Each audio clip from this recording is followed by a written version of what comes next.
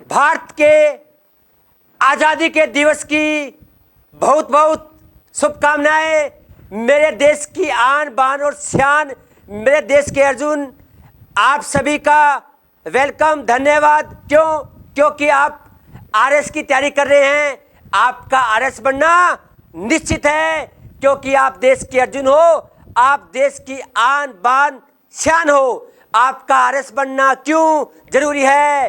क्योंकि आपको पता होगा, सुभाष चंद्र बोस, महात्मा गांधी, भगत सिंह, सुखदेव, राजगुरु, सब ने देश के लिए अपने प्राणों की आहुति दी, हंसते हंसते, ताकि मेरे देश की नौजवान पीढ़ी आएगी, वो देश के फ्यूचर को बनाएगी।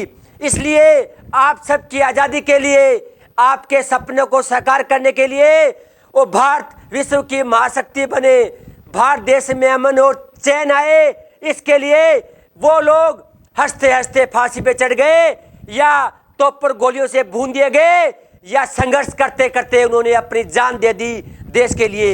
इसलिए शहीदों ने जो सपना देखा, उस सपने को पूरा करने का काम आरएस साक्षात्कार की तैयारी करने वाले आप सबके सामने है। आप आम इंसान नहीं हो, आप देश की आन बान शान हो। आरएस के साक्षात्कार में बिल्कुल नहीं घबराना। क्योंकि आपने मेहनत की है, आपने खून पसीना बहाया है, ईश्वर आपके साथ है, प्रकृति आपके साथ है। कहते हैं ना, जाग के रखो साइयां, मार सके ना कोई। इसलिए टेंशन नहीं लेना। साक्षात्कार में क्या पूछेंगे, आएगा नहीं आएगा, क्या होगा नहीं। आपको बस अपना कर्म करना है, क्योंकि आप देश की आन बान और शान हो। मैं आपको एक छोटी सी घटना के माध्यम से एक बात बताना चाहूँगा कि जिंदगी में चिंता नहीं करनी चाहिए, कदम से कदम बढ़ानी चाहिए। जो चाहोगे वो मिल सकता है। ये बात है 26 जनवरी 2001 की, जब मैं राजस्थान विश्वविद्यालय जयपुर में पढ़ता था। तब मैं विश्वविद्यालय के बाहर एक रूम में था। रूम में जब सुबह उठकर अखबार पढ़ा तो न्यूज़पेपर में एक न्यूज़ थी, गुजरात के भुज, अंजीर और बचाव में भूकंप आ गया, भूकंप से अधिकांश लोग मारे गए। तो मैंने अखबार पढ़कर, मैं जब पढ़ के देखा भी सब लोग मारे गए, तो जो बच गए उनके आंसू कौन पूछेगा, उनको खाना कौन खिलाएगा, यही बात जहन में आई। तब मैं आईएएस आरएस की तैयारी करता था जयपुर में। तो मुझे लगा यार मुझे जाना चाहिए। मेरा एम कुछ एम नहीं है, देश समाज और मेरा ये वतन पहले है। मैंने वो मेरे अन्य दोस्त थे, 6 दोस्त और थे, रूम लेके उसी आसपास के रूम में। मैं उन सब के पास में गया। मैंने कहा अपने को वहाँ जाना चाहिए, उनके साथ खड़े होना है, उनके आंसुओं को पूछना है, उन्हें खाना खिलाना है। तो सभी दोस्तों ने कहा हाँ चलेंगे। उसके बाद में मैंने सोचा, हम सातों ने सोचा कि हम ही क्यों, राजस्थान विश्वविद्यालय में जो छात्रावास हैं उसमें इतने विद्यार्थी हैं, उनको भी साथ लेके चलें। तो मैं प्रत्येक हॉस्टल के, राजस्थान विश्वविद्यालय जयपुर के प्रत्येक हॉस्टल के प्रत्येक रूम में गया। मैंने क्या कहा, भाइयों भारत पे अटैक हो गया है। उन्होंने कहा किस बात का अटैक है? मैंने कहा भूकंप ने देश पे अटैक किया है, भूकंप से पीड़ित लोगों के साथ अपने को खड़ा होना है। तो मेरी बात सुनकर छात्र संघ राजस्थान विश्वविद्यालय के तकरीबन 80 विद्यार्थी इकट्ठे हो गए। हम लोगों ने प्रण किया हम जाएंगे, उनके साथ खड़े होंगे। तभी मुझे लगा भी वाइस चांसलर की अनुमति लेनी चाहिए, क्योंकि वहाँ जाएंगे पता नहीं घुसने देंगे या नहीं देंगे। तो मैं राजस्थान विश्वविद्यालय के वाइस चांसलर के पास में गया। मेरे 4-5 दोस्त जो रूम में रहते थे सभी गए। वाइस चांसलर को मैंने कहा सर, जो भूकंप में पीड़ित लोग हैं उनकी सहायता के लिए हमें वॉलंटियर के रूप में जाना है, आप हमें जाने की अनुमति दो। तो उन्होंने कहा बेटा क्या कर रहा है सीपी जांदू? मैंने कहा सर मैं आईएएस आरएस की तैयारी कर रहा हूँ। तो कहता बेटा अपने आईएएस आरएस की तैयारी कर, अपने सपनों को साकार कर, वहाँ जाएगा तो पता नहीं क्या कुछ भी हो सकता है। मैंने कहा नहीं सर, मेरा सपना कुछ भी नहीं है, मेरा देश वतन और मेरे लिए मानवता सबसे पहले है। तो वाइस चांसलर प्रोफेसर KL कमल जी इतने खुश हुए, कहता यार आज भी देश की युवा पीढ़ी दमदार है, जा बेटा जा। लिखित हमारे 2 दोस्त थे, एक मेरा मित्र और था, हम दोनों के नाम लिखित में ऑर्डर किया। हम दोनों शाम को जो पहली ट्रेन आई थी दिल्ली से अहमदाबाद, उसके प्लेटफार्म पे पहुँचे, हमारे साथी हो गए। हम सभी ट्रेन के अलग अलग बोगी में बैठ गए। उसके बाद में हम अहमदाबाद उतरे। अहमदाबाद उतरने के बाद बस स्टैंड पे गया। जैसे बस स्टैंड पे गया तो वहाँ मुझे बताया हमने कहा जी हमें भुज जाना है, तो उन्होंने कहा, जो प्रबंधक थे वहाँ के अहमदाबाद के, उन्होंने कहा पहली बस जा रही है, पहली बस में आपको भेज तो देंगे, लेकिन आप वहाँ जा क्यों रहे हो। मैंने कहा सर हम उनके आंसू पूछना चाहते हैं, उनके दुख दर्द को बांटना चाहते हैं, उनके साथ खड़े होना चाहते हैं, उन्हें खाना खिलाना चाहते हैं। तो वो कहते बेटा अभी भी भूकंप के झटके आ रहे हैं, आप में से कोई भी मर सकता है। झूठ नहीं बोलूँगा, मैं शिक्षक हूँ, मैं झूठ नहीं बोलूँगा बिल्कुल। मैंने उस प्रबंधक के पाँव पकड़ लिए, मैंने कहा सर प्राणों की चिंता नहीं है, प्राणों की बात नहीं है सर, प्लीज़ हमें जाने दो, प्लीज़ सर हमें जाने दो, सर हमें बस में जाने दो, क्योंकि 26 जनवरी के दिन चल रहे हैं कि सर हमारे पास किराए इतना पैसे नहीं है, स्टूडेंट हैं, जयपुर में रहते हैं, इतना किराया नहीं है कि हम पर्सनल साधन लेके जा सके, हमारे पास पैसे नहीं हैं, लेकिन जुनून और जुज्बा है। पाँव पकड़ लिए, आंसू आने लग गए। वो प्रबंधक जी कहते अरे यार हमने तो सुना था राजस्थानी लोग थोड़े तेज होते हैं, मतलबी होते हैं, लेकिन आपको देखकर तो, युवा पीढ़ी को देखकर तो यूँ लगता है राजस्थानी लोग बहुत अच्छे होते हैं, ईमानदार होते हैं, उनमें देशभक्ति की भावनाएं होती हैं। फिर उन्होंने कहा ये मेरा काम नहीं है, ये कलेक्टर महोदय का काम है, आप कलेक्टर महोदय के पास जाइए। तो मैं, मेरे दोस्त कलेक्टर महोदय के पास में गए, मैं कलेक्टर महोदय के अंदर मीटिंग करने गया, अंदर गया तो मैंने कहा सर हम वॉलंटियर हैं, राजस्थान विश्वविद्यालय जयपुर से आए हैं, आप हमें जाने की अनुमति दीजिए। तो उन्होंने कहा आप वहाँ से यहाँ चल कर आए हो, राजस्थान से जयपुर से आए हो, किस लिए? उन लोगों के आंसू पूछने के लिए, उनके साथ खड़े होने के लिए आप लोग आए हो। बड़ा खुश हुआ, इतना खुश हुआ, हमको चाय पिलाई, नाश्ता करवाया। पैसे नहीं थे साहब, पैसे नहीं थे, चाय नहीं पी थी, नाश्ता नहीं किया था सुबह, बस जोश था, बस पता नहीं भूख लगी नहीं थी, चाय पे नाश्ता खाया। लिखित नाम गुजराती भाषा में मेरे नाम ऑर्डर निकाला, सीपी जांदू के अंडर में ये टीम आ रही है, लिखित में ऑर्डर हो गया, बस में बैठाने की व्यवस्था कर दी। हम गए, वहाँ के कलेक्टर से मिले, भुज, सुबह भुज पहुँचे, देखा चारों ओर हाहाकार मचा हुआ था, बिल्डिंगें तहस नहस यूँ, सब बिल्डिंगें गिरी हुई। क्योंकि कहते हैं, हमें किसी ने बताया गुजरात का ये इलाका, गुजरात का पेरिस कहते हैं, सबसे रिच इलाका है, क्योंकि यहाँ पे एक्सपोर्ट का काम होता है, सब पैसे वाले थे। लेकिन देखा अधिकांश लोग मरे जा चुके हैं, लाशों के ढेर पड़े हैं। तब वहाँ के कलेक्टर ने हमें दिया, ट्रक दिए। तो उन्होंने कार्य क्या सौंपा, विदेशों से जो प्लेन आ रहे हैं उनको ट्रक में लादना है, सामान को जो जरूरतमंद उस तक पहुँचाना है। तो हम क्या करते, विदेशों से आए प्लेन से राज सामग्री को ट्रक में डालते और जो बच गए उन लोगों तक पहुँचाते, यही हमारा काम था। तो साथियों, कहते हैं कि इरादे बुलंद हो तो ईश्वर साथ होता है, प्रकृति साथ होती है। ये चमत्कार मैंने लाइव देखा है, आपको कोई गिरा नहीं सकता।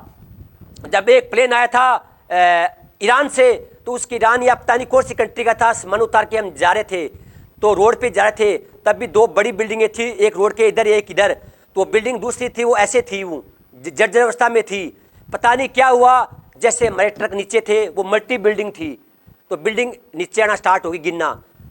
ट्रक के ऊपर बैठे हुए थे, मुझे लग गया आज मर गया, मरना तय है, क्योंकि बिल्डिंग ऊपर आ रही थी, बिल्डिंग ऊपर आई थी, आंखें बंद हो गई और मन में एक ही चीज़ आई, हे भारत माता, हे भारत माता। बस बाद में 2 मिनट के बाद में आगे जाके आंखें खुली तो देखा यार हम तो सही सलामत है, बच गए। कैसे बचे? पीछे मुड़ के देखा तो जो बिल्डिंग थी वो दूसरी बिल्डिंग पे गिर गई, साथ वाली के नीचे से वी बन गई, यानी वो रोड पे न गिर के, रोड के इस तरफ की बिल्डिंग पे बड़ी थी ना, ऐसे ऐसे गिर गई, वी बन गई, हमें ट्रक निकल गए, हम बच गए। साथियों, मैं मानता हूँ मैं उस घटना में मर चुका हूँ, ये मेरा दूसरा जन्म है, दूसरा जन्म है, तो अपने बारे में क्या सोचना। इसलिए इरादे होते हैं तो प्रकृति और ईश्वर आपकी रक्षा करते हैं। फिर हमने वहाँ कार्य किया, वापस आ गया और वहाँ पे मेरे पास ऑप्शन आया था राष्ट्रीय हीरो बनने का। राष्ट्रीय हीरो बनने का मेरे पास ऑप्शन आया था। पटेल नाम की एक संस्था है, उसका हमने अहमदाबाद से प्लेन से सामान उतारा। उतारने के बाद जब छोड़ने गए तो हमारी जो मैन फोर्स को देखकर उन्होंने हमें ऑफर दिया, आप हमारे साथ काम करो, हमारे जो संस्था उसके साथ मिलके काम करो। वर्ल्ड की मीडिया आई हुई है, वर्ल्ड की मीडिया में रोज दिखाएंगे, देखो सीपी जांदू और ये अपने अंडर में ये दल लेकर आए हैं लोगों को बचाने के लिए, उनके आंसू पूछने के लिए। पूरे वर्ल्ड की मीडिया यहाँ रुकी है, उसमें जांदू तुमको रोज दिखाएंगे टीवी के अंदर, आपका टीवी में आओगे, समाचार पत्रों में आओगे, आप आओगे और आपको राष्ट्रीय और अंतर्राष्ट्रीय अवार्ड मिलेंगे और आप राष्ट्रीय हीरो बन जाओगे। आप हमारे प्रस्ताव को मानो, आप राष्ट्रीय हीरो बन जाओगे, अंतर्राष्ट्रीय राष्ट्रीय अवार्ड मिलेंगे, पद्म श्री जैसे अवार्ड मिलेंगे। मैंने कहा साहब हम अवार्ड के लिए नहीं आए, हम देश और हमारे देश के लोगों के अमन चैन के लिए आए हैं। हमें अवार्ड नहीं चाहिए, हमें अवार्ड वो ईश्वर देगा। और हम आप तो हमें खाना खिलाओ। हमने खाना खाया और वापस आ गए। वहाँ हमारे 2 राष्ट्रीय नेता थे। मैं ये कहानी आपको ज़िंदगी में तो बताऊँगा। वो आज वो राष्ट्रीय लेवल के ऊपर हैं। वो कुछ नहीं थे उस समय, वो वहाँ काम कर रहे थे, तो हमने भी वहाँ पे काम किया। आज वो बहुत बड़े देश के सबसे बड़े पदों के ऊपर हैं और मैं आज एक असिस्टेंट व प्रोफेसर शिक्षक बना हूँ। उनको नहीं पता वो कौन आया था दल लेकर, लेकिन इंडिया से अगर कोई गया था उन लोगों के सासू पूछने के लिए, तो राजस्थान विश्वविद्यालय से सीपी जांदू और मेरा मित्र उसके अंडर में पूरा दल गया था। सारा मिशन डिसाइड किया था और वहाँ पे जाके खड़े हुए थे। तो पूरे इंडिया से दल हम गए और वहाँ पे उनके साथ खड़े हुए। हम नहीं कहता हमने कोई बड़ा काम किया, बस उनके साथ खड़े वापस आए और कुछ भी नहीं हुआ, खरोंच भी नहीं आई हमारे।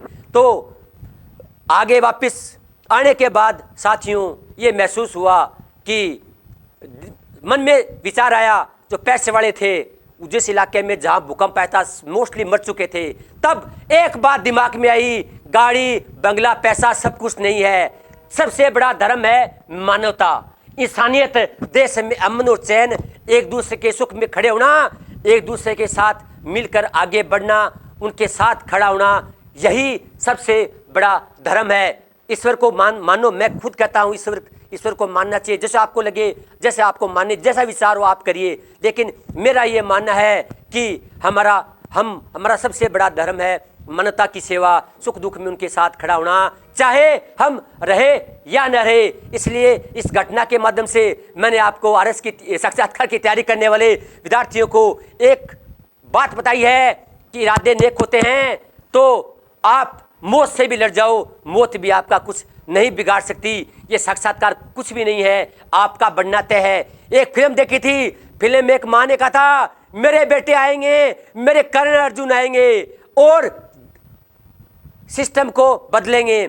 आप देश के कर्ण अर्जुन हो, लड़कियां कर्ण है और लड़के अर्जुन है। आप कर्ण अर्जुन हो, राजस्थान देश का फ्यूचर आपके हाथ में है, आपको आरएस बनना है, आपको आरएस बनना है। साक्षात्कार में बिल्कुल भी जो तैयारी कर रहे हो बिल्कुल नहीं डरना है, आपको बिल्कुल नहीं डरना है, क्योंकि आपका बनना तय है, क्योंकि आपने खून पसीना बहाया है, मेहनत की है, प्रकृति और भगवान आपके साथ है। इसलिए वो जो कहते हैं ना कि फानूस बन के जिसकी हिफाजत खुद ईश्वर करे, फानूस बन के जिसकी हिफाजत खुद ईश्वर करे, वो सम्मा क्या बुझे जिसे रोशन ईश्वर करे। इसलिए ईश्वर प्रकृति आपके साथ है, आपको आरएस बनने से कोई रोक नहीं सकती। इसलिए चिंता रहित रह के, टेंशन रहित रह के, जो समय मिले उसमें तैयारी कीजिए। आपको आरएस बनने से दुनिया की ताकत नहीं रोक सकती। ये डर निकाल दो मन से, कि निकाल दिया है मन से ये रोग कि क्या होगा हमारा फ्यूचर, क्या को मिटा दो, आपका बनना तय है। बस आत्मविश्वास रखिए, तैयारी कीजिए,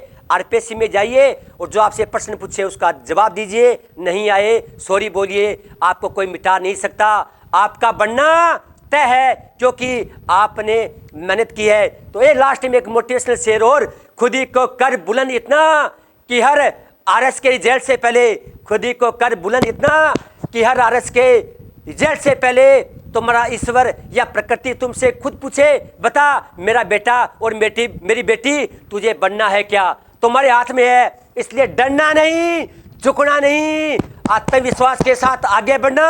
गणतंत्र दिवस की शुभकामनाएं। क्यों आरएस बनना है कि भगत सिंह, सुखदेव, महात्मा गांधी, राजगुरु सपना देखा था, भारत को महाशक्ति बनानी है और विश्व का सबसे खुशहाल देश बनाना है। उसके लिए आपको बनना पड़ेगा। एक लास्ट में एक सॉन्ग, दिल दिया है जान भी देंगे ऐ वतन तेरे लिए, दिल दिया है जान भी देंगे ऐ वतन तेरे लिए।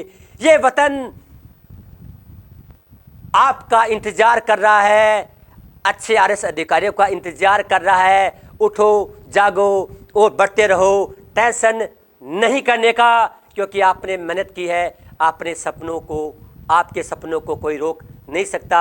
मैं सीपी जांदू, असिस्टेंट प्रोफेसर, हमारी 250 लोगों की फौज है, जिसमें आरपीएससी के पूर्व मेंबर, कार्यवाहक चेयरमैन, आईएएस, आरएस और बड़े बड़े प्रोफेसर हैं, जिनका एक ही सपना है, आपके साथ कंधे से कंधा मिलाकर खड़े होना है। आपके सपनों को साकार करने के लिए हमें मरना पड़े, कुछ भी करना पड़े, हम अपनी जान की बाजी लगाने के लिए आपके साथ खड़े हैं। आप रुकना मत, टेंशन मत करना, वीरों की तरह आगे बढ़ना, क्योंकि वीरों के सपनों को साकार करना है। इसलिए उड़ान फ्री एजुकेशन के प्रभारी सीपी जांदू की ओर से आपको आरएस में चयन की अग्रिम बधाई। जय हिंद, जय भारत।